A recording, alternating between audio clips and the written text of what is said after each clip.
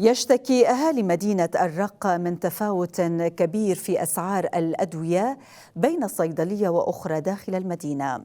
وتداول ناشطون مقطع فيديو لأحد الأهالي يشكو فيه من هذه الفروقات، والتي وصلت في بعض الحالات إلى نحو 400 ألف ليرة سورية لوصفة واحدة. جينا نصرف الراتشيتا من صيدلية، انطانا اياها الرجال وقال انطيني كذا مصاري مبلغ. واحد من النوعيات الادويه كاتب لي الدكتور 6 ظروف او 7، كاتب لي يعني اخذهن شهر ونص.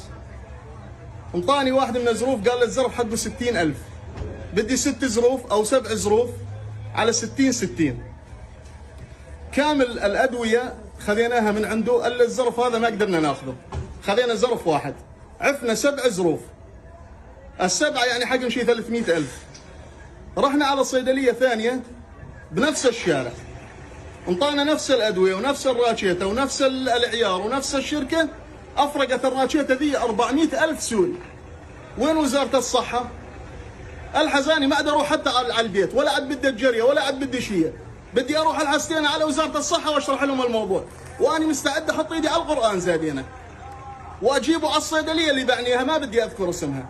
400,000 تفرق في راتشيتا، 400,000 سوري.